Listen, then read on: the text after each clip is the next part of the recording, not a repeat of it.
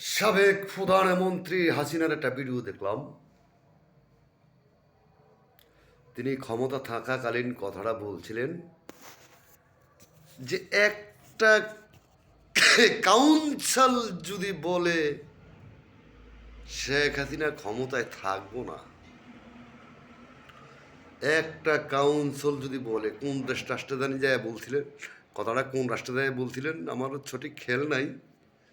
একটা কাউন্সিল যদি বলেন যে শেখ হাসিনারে চাই না, তলে সে ক্ষমতায় থাকবো না, ক্ষমতা চাইরা দিব। হাজার হাজার কাউন্সিল বলে যে শেখ হাসিনারে বাংলাদেশে চাই না বর্তমানে, তারপরও সে রাজনীতিতে আসে। এখন সারা বাংলাদেশের মানুষ শেখ হাসিনারে ঘৃণা করে। বাংলাদেশের মানুষ তো ঘৃণা করে করে করে ওয়াল বিশ্বের মানুষ শেখ হাসিনারে ঘৃণা করে। বিশ্বের পার্লামেন্টে বাংলাদেশের শেখ হাসিনারে ঘৃণা করে। শেখ হাসিনার রাজনীতি ওনার কেউ পছন্দ করে না। শেখ হাসিনার প্রধানমন্ত্রী থাকুক, এটা কেউ পছন্দ করে না বর্তমানে। আমাদের বাংলাদেশে ওয়াল বিশ্বে কেউ পছন্দ করে না।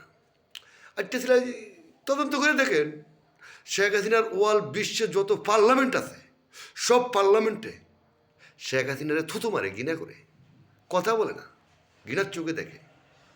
এখন তো শেখ হাসিনা ভারতে আছে, ঘৃণার চোখে দেখে। শেখ হাসিনা ভারতে আছে, ভারতের নরেন্দ্র মোদীও শেখ হাসিনার থুতু মারে। ভারতের নরেন্দ্র মোদীও শেখ হাসিনার থুতু মারে, থুতু থুতু থুতু, ঘৃণা করে।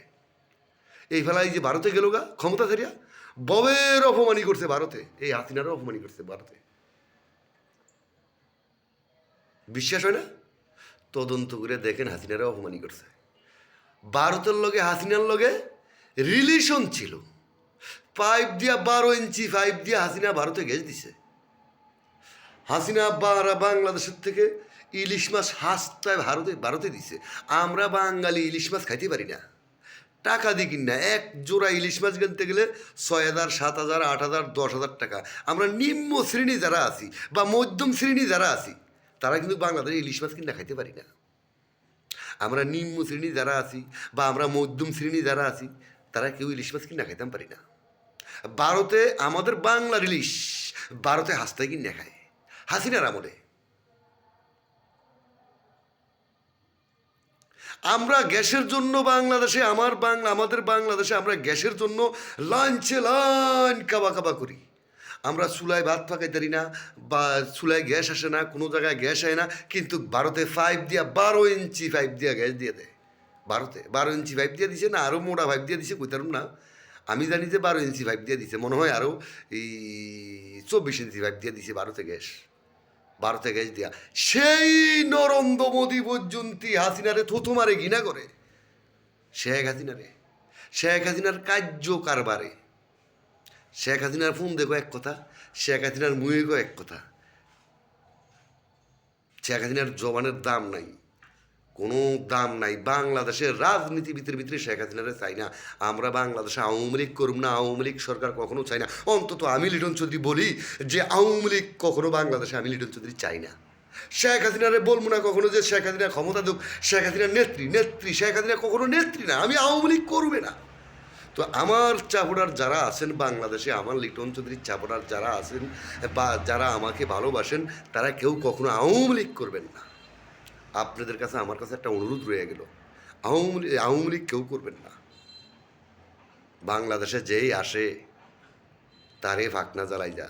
দেশ স্বাধীনের পরের থেকে, আজকের না কিন্তু, দেশ স্বাধীনের পরের থেকে বাংলাদেশে যেই আইছে তারই ফাঁকনা জ্বালাই গেছে।